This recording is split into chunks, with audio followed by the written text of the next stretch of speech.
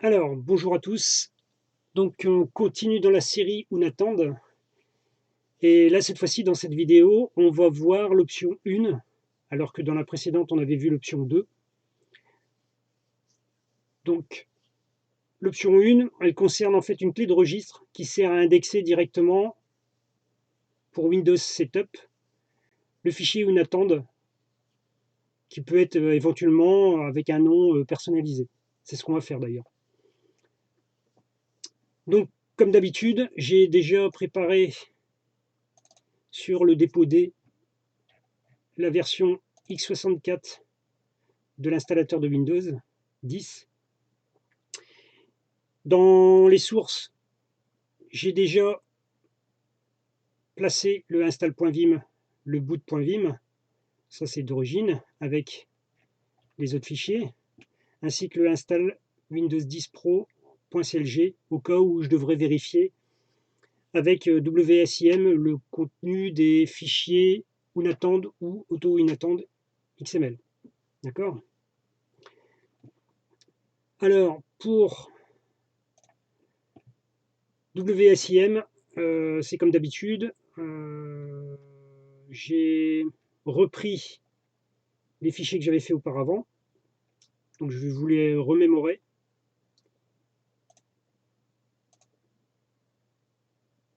Voilà. J'ouvre l'interface WSIM, donc Windows System Image Manager. Je vais ouvrir pour l'option 1 le fichier Unattend XML. Je l'avais expliqué la dernière fois, ce fichier-là, il sera utilisé dans la partie boot.vim pour initialiser la passe WinPE ainsi que la passe Offline Servicing. Donc dedans, on va retrouver bien sûr les deux passes en question.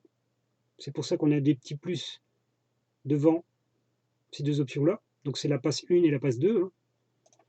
Si on ouvre la passe 1, on a bien le package Microsoft Windows International Core WinPE. J'ai basculé la langue en français. Au niveau du setup, je l'ai mis en français. Éventuellement, s'il y aurait une erreur d'interprétation de quelque chose, il mettrait une fenêtre avec une erreur. Ensuite, au niveau de la configuration du package Microsoft Windows Setup, j'ai initialisé les disques avec 4 partitions. Comme d'habitude, j'ai rien changé au niveau des fichiers. En termes des partitions, c'est les mêmes, avec toujours notre partition recovery masquée avec un type d'ID bien spécifique. Ensuite, la partition EFI, ensuite la partition système. On vient installer le système depuis le fichier en question, enfin la directory en cours vers la partition 4 du disque 0. Donc ça c'est pour la partie VirtualBox. Et ensuite le product key qui est un product key générique qui ne sert pas à l'activation, il sert simplement à l'installation. Et s'il y avait éventuellement une erreur, on affiche une erreur. Donc ça, c'est les deux principales passes qu'on va retrouver dans notre fichier auto-unattend. D'accord? Ensuite, pour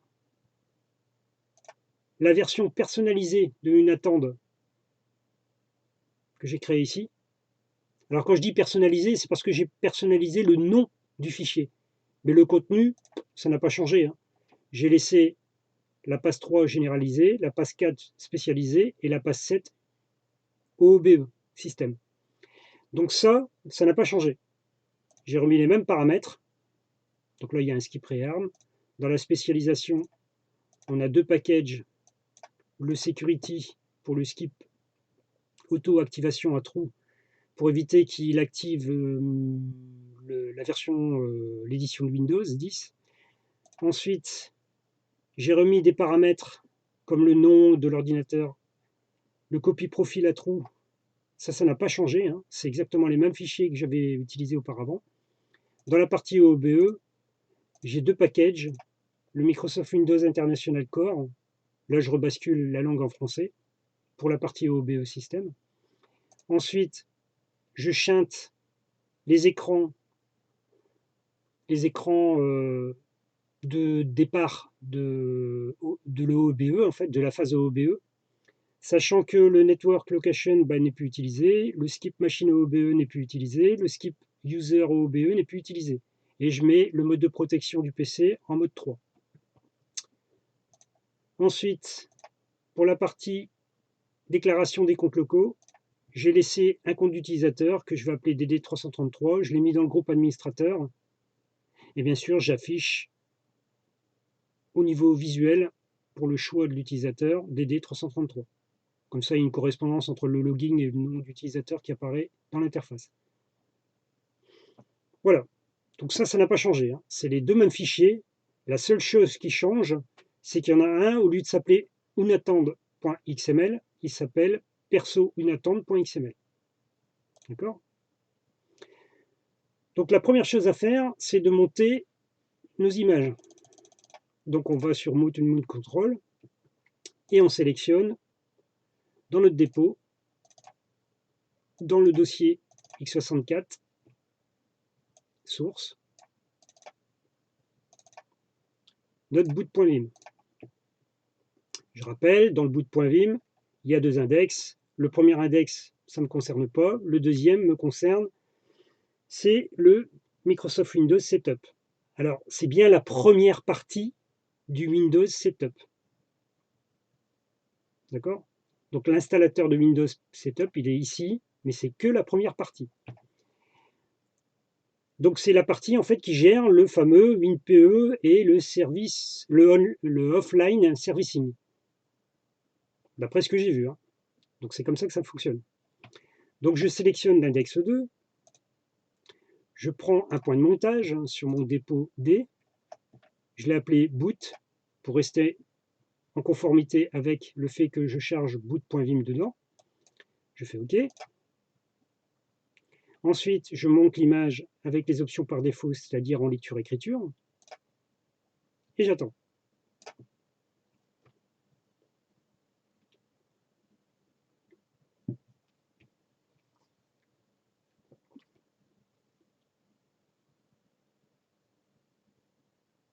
Voilà, c'est monté, je vérifie que l'opération a réussi et que le code de sortie est de 0. S'il est de 0, il n'y a pas de problème. S'il est négatif, c'est qu'il y a un problème. Ou un chiffre hexadécimal, hein, il n'y a pas de souci. De toute façon, il sera négatif directement. Ensuite, on va charger le install.vim. Donc, on retourne dans notre dépôt. Ça aussi, il faudra que je mémorise les lieux, les derniers lieux qui ont été visités. Dans l'interface GUI, ce serait bien. Ça permet d'aller plus vite. Donc, on va choisir install.vim. Là, ici, il n'y a qu'un seul index et c'est bien Windows 10 Pro. Donc, je sélectionne l'index 1 et ensuite, je mets le point de montage qui sera cette fois-ci install et non pas boot. Hein. Ne pas réutiliser le même. Hein. De toute façon, vous ne pourrez pas parce que comme il y a des fichiers à l'intérieur, automatiquement, il va vous envoyer un code d'erreur. On ne peut pas monter quelque chose dans un dossier qui n'est pas vide. D'accord? Mais bon, c'est pas à faire. Hein. Donc là, ici, on va appuyer sur le bouton Mount Image avec les options par défaut, donc c'est-à-dire en lecture-écriture. Parti. Et là, on attend un peu.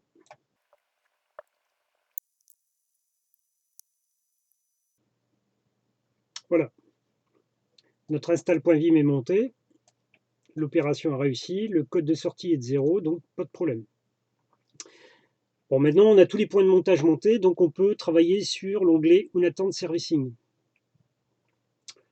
Alors, tout de suite, d'entrée de jeu, on va sélectionner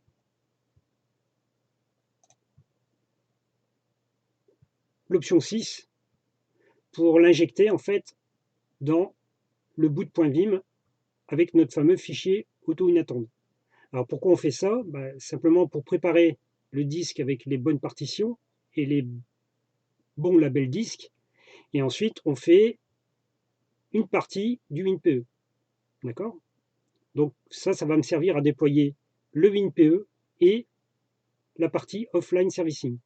Je vous rappelle, dans la partie offline servicing, on a mis les paramètres OM. Les OEM informations, je les ai mis dedans. D'accord? Donc on y va gaiement. On va cliquer sur le bouton Refresh Mount Image. On va sélectionner le dossier boot qui pointe vers le boot.vim sur l'index 2. Et ensuite, on va sélectionner mon fichier unattend qui est dans Bureau, unattend OK, option 1. Et là, on va choisir l'auto unattend. D'accord? Donc là, on est sur l'option 6 hein, pour le boot.vim. Et on fait appliquer. Donc pour rappel, dans le Windows Setup Automation Overview, quand on va sur l'ordre 6, on le met dans le dossier source, d'accord, du boot.vim. Donc je reviens sur l'interface DISMD, il le met dans le dossier source du boot, donc sous-entendu boot.vim, sur l'index 2. Donc je vais vérifier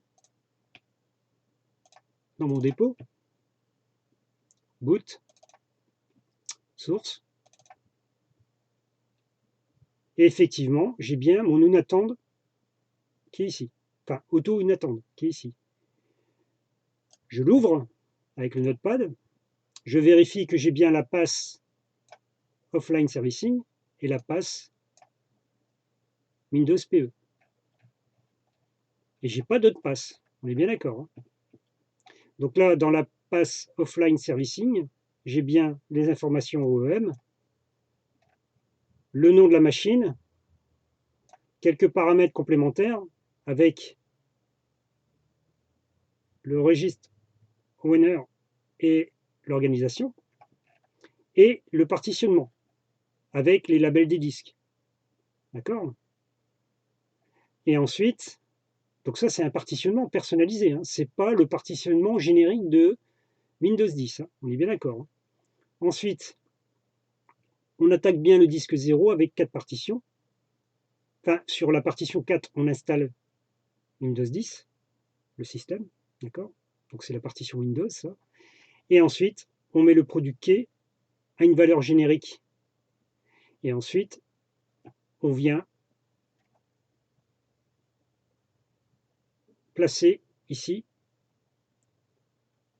le corps Windows PE en français. D'accord? Donc là, je quitte. Donc ça, c'est bon. Maintenant, on va basculer sur l'option 1, parce que la vidéo concerne l'option 1. On va chercher notre perso unattend.xml. Donc, notez bien le nom de fichier, c'est perso unattend.xml. C'est pas unattend.xml, et encore moins auto unattend.xml. C'est perso unattend.xml. On est bien d'accord. Hein. Donc, je fais OK. Et là, cette fois-ci, celui-là, par rapport à la doc, si je vais sur l'option 1, il faut le mettre dans une clé de registre, quel que soit le nom de fichier, pas forcément unattend.xml, donc là ça sera perso unattend.xml, il faudra initialiser le registre dans l'image install.vim. Donc je retourne sur mon interface DISMD, je sélectionne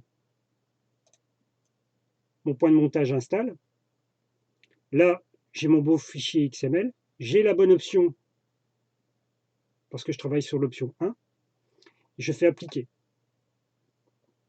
Là, ce qu'il vient de faire, il a créé la clé de registre dans la partie de l'install.vim, au niveau du registre. Si je veux vérifier, en fait, il y a une étape intermédiaire qui est enregistrée dans le dossier de l'application DISMD. Donc j'ouvre le dossier de l'application DISMD, et vous avez des résidus de fichiers qui ont été mis volontairement pour contre-vérifier et débugger l'application. Et dedans, il y en a un qui s'appelle script DOS fix reg unattend file. Vous l'ouvrez avec le notepad Et vous allez voir le script qui a été généré par l'application DISMGui et qui sera exécuté par la commande CMD. Donc vous voyez que il vient prendre le perso unattend.xml et le mettre dans le dossier install, dans la partie Windows System 32. Donc il le fait pour vous, hein. Ensuite, dans le registre, il charge la ruche, d'accord? Il modifie la clé de registre et il l'appelle avec le nom du fichier qu'on a stipulé. Donc là, ici en l'occurrence, perso unattend.xml. Le /f, c'est pour forcer la valeur, parce que si elle existe déjà, il faut réécrire dessus. Surtout si c'est pas le même nom de fichier, sinon les mises à jour ne sont pas bonnes. Et ensuite, il décharge la ruche. D'accord? Voilà, ça c'est pour la petite info. C'est des informations techniques, hein, mais c'est toujours utile. Donc on retourne sur l'interface des ISMGui. Donc là, on a exécuté l'installation du fichier perso unattend dans install.vim avec l'étape 1, enfin l'option 1. On retourne dans le Moon Control et on va décharger en fait les points de montage en n'oubliant pas de committer les changements. Donc on va commencer par install.vim parce que les champs sont déjà réglés. Donc je fais commit, unmount image, c'est parti.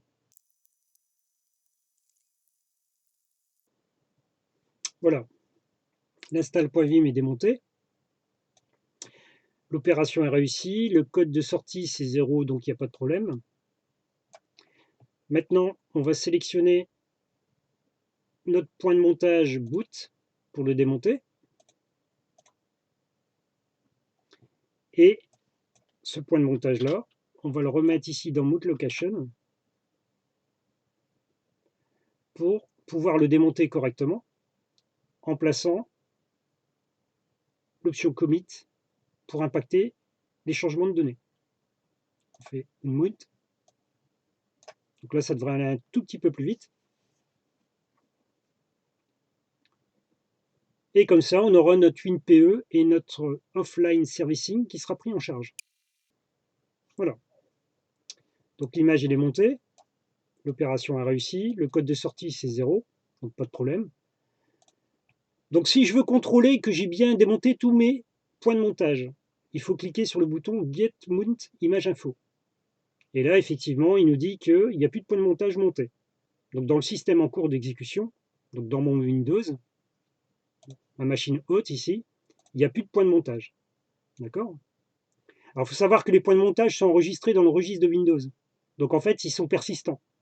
Mais ils sont persistants, mais il y a un bail derrière. Donc en fait, au bout de l'expiration du bail, il faudra remonter l'image. C'est pour ça qu'il y a un bouton Remount Vim. Donc faites attention à ça. Mais il n'y a pas de souci. Donc ça permet de quitter l'application, de faire des modifications, par exemple dans l'Explorer, en trifouillant les fichiers, hein, par exemple. Et ensuite, une fois qu'on a terminé, on revient dans l'application et on récupère le traitement qui a été fait sur le point de montage en question. Et après, on vient éventuellement le modifier de façon permanente ou on peut sélectionner discard si on ne veut pas impacter les modifications. D'accord?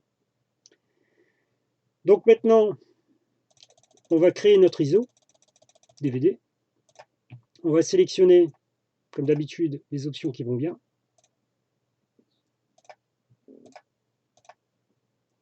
On va lui mettre un label disque. D'accord? Ensuite, on va lui mettre une double entrée pour l'UEFI et le MBR, ou le BIOS Legacy si vous préférez. Ensuite, on vient sélectionner notre dossier principal du CD. Ensuite, on vient sélectionner la cible, donc le lieu de création de l'ISO DVD. On lui donne un nom.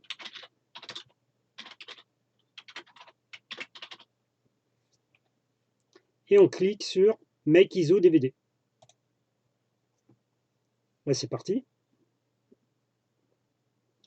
Donc j'ai pas regardé si le dépôt du dossier ISO il était vide, mais je vous garantis qu'il était vide puisque j'ai vérifié juste avant. Voilà.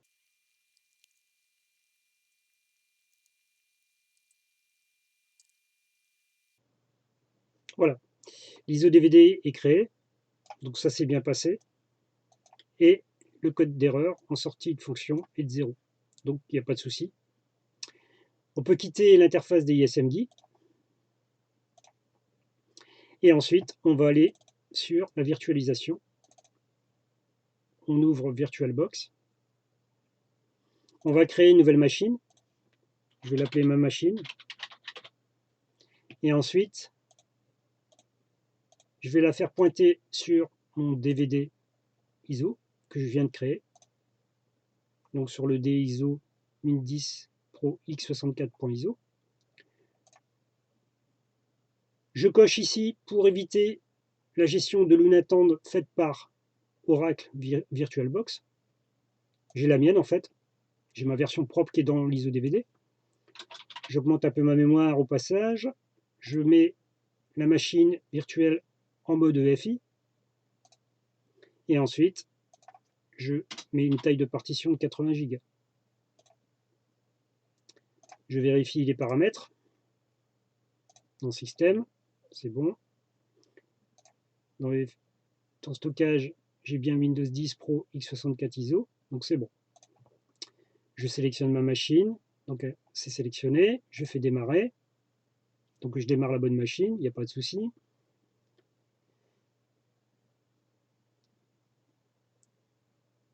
Je clique gauche à la souris sur la fenêtre.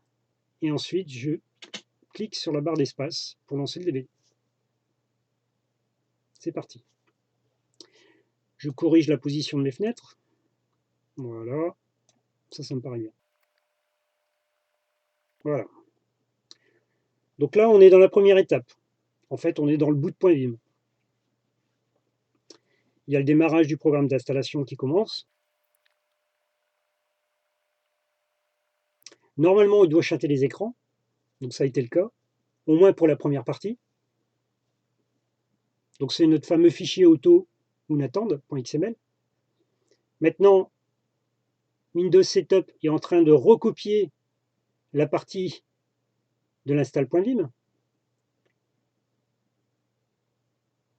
Il fait une préparation des fichiers, donc à mon avis, il les décomprime, parce qu'il y a des fichiers comprimés là-dedans, vu qu'il y a des optimisations en termes de place, pour éviter que le DVD final soit trop gros, et hors norme, par conséquent.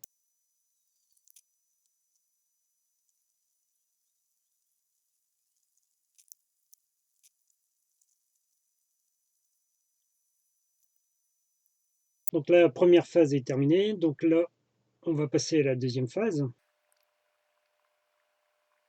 Donc là, logiquement, on est dans le install.vim, hein, si on a bien compris le système, je suppose. Hein. Donc il y a une pause préparation.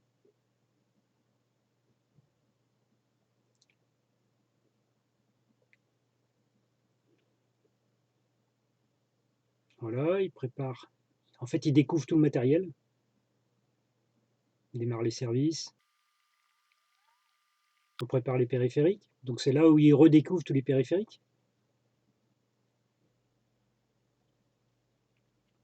Il ne faut pas oublier que la machine a été dépersonnalisée. Hein.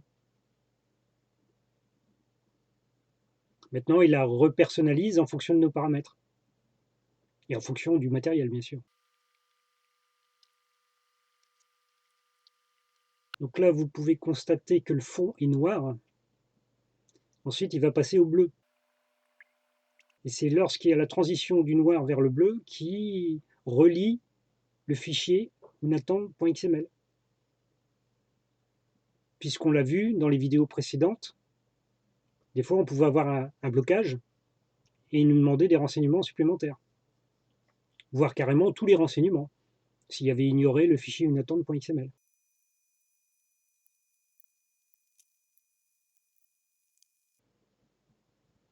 Voilà, la transition du noir vers le bleu, c'est faite. Donc là, on est normalement au niveau de l'interprétation du fichier unattend.xml. Ah, c'est ce que je suppose, hein, à en croire les anciennes vidéos que j'ai présentées.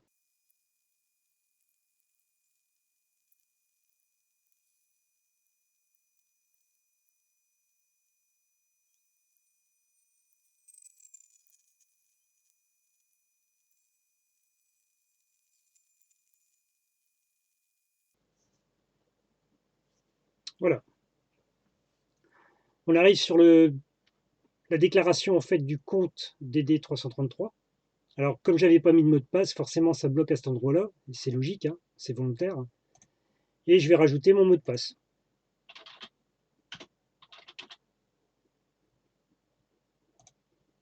Là, je continue. Le mot de passe a été changé.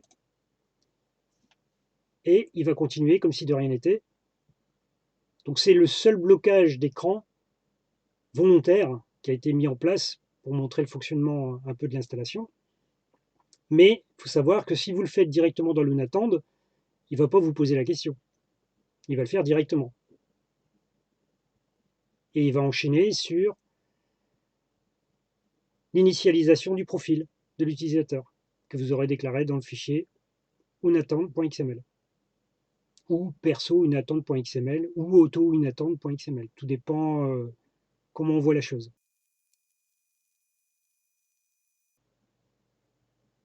Voilà. On est enfin sur le bureau de l'utilisateur DD333. Donc il va y avoir des phases de notification, ce qui est normal, des paramétrages bien sûr, qui se font en arrière-plan.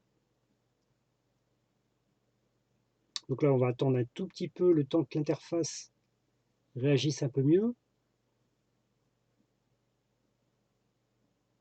Donc ça c'est le bureau par défaut, hein. J'ai rien modifié de flagrant sur le bureau. On peut le personnaliser, hein, sans problème, hein.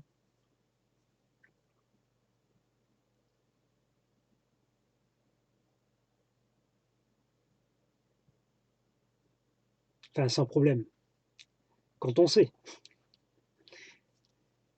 Donc voilà, on va regarder les paramètres système.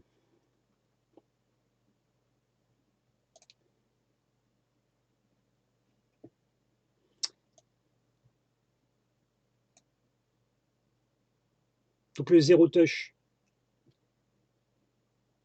a fonctionné.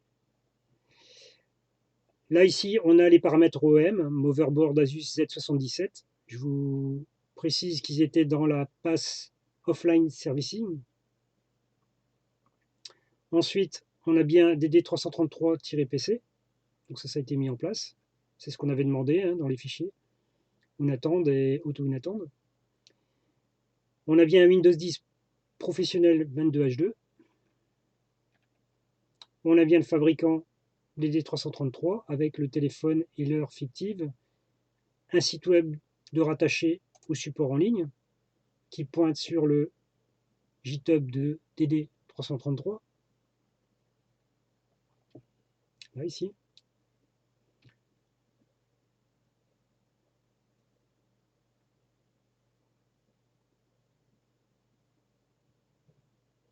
C'est ma modeste contribution. Voilà, donc là, ici, on va paramétrer Edge vite fait. Voilà. Donc pour info, hein, c'est bien ce programme-là que je modifie actuellement. On le reportera en C# et éventuellement aussi en Python. Et il y a aussi une version un peu plus light en PowerShell, hein. Je vous expliquerai pourquoi.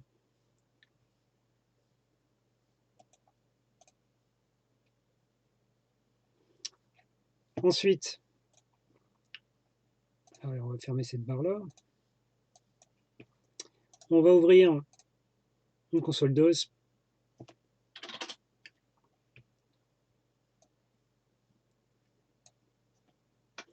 On va faire un net user. On voit bien qu'on a DD333. Le compte administrateur, bah, normalement, j'y ai pas touché, hein, c'est un compte qui n'est pas actif. Je vous le précise. Compte actif, non. D'accord. c'est juste pour information. Si on regarde, ah, pas de chance, pavé numérique, voilà. Si on regarde DD333, par contre, lui, le compte est actif, hein, il n'y a pas de souci, c'est normal, je suis dessus. Et il est bien dans utilisateur et le profil, enfin le groupe local administrateur. Et c'est bien un compte local. D'accord? Bon, ça c'est juste petite info. La langue, c'est bien 33, hein, la France. Ensuite, si je fais un WinVer, j'ai bien une VM2H2. On retrouve bien DD333 et l'organisation chez DD. Ça, c'est normal. Ensuite, si je fais un dispart,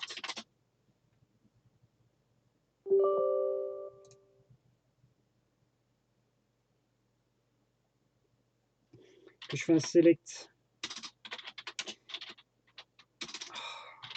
disque 0, liste partition, liste volume, voilà. On a bien 4 partitions. On a bien les tailles de partition qui correspondent à ce que j'ai mis dans les fichiers XML. J'ai bien les labels de disques qui sont présents. Alors que, je vous rappelle, avec un OEBE générique de l'installateur de Windows 10, on n'aurait pas de label. D'accord? Ensuite, on a bien eu une extension sur la partition Windows à l'ensemble de l'espace disponible sur le disque 0, dans VirtualBox. D'accord? Ce qui veut dire que si je regarde dans mon Explorer la taille de la partition Windows occupe l'espace restant du disque. D'accord? Alors ça ici, on va dire c'est pas bien parce que il y a une lettre de lecteur sur système. Faudrait la retirer. Parce qu'on ne sait pas ce que les gens pourraient faire. Ah bah, le dossier. Voilà. Il ne faut pas que les gens aient accès à la partition EFI parce qu'on ne sait pas ce qu'ils peuvent faire avec. Bon, apparemment, il y a une sécurité. On ne peut pas y aller dessus comme ça. Et encore heureux d'ailleurs. Donc ça, ça a peut-être été rajouté dans les versions de Windows au fur et à mesure. Donc c'est bien, mais on ne met pas de lettres, comme ça n'apparaît pas dans l'Explorer. Hein. C'est plus logique. Ensuite, on a fait le tour. Non, Regedit. Dans le Regedit, on l'a vu de toute façon dans la commande WinVer, normalement je pense que c'est positionné. Si je regarde dans le software Microsoft Windows NT,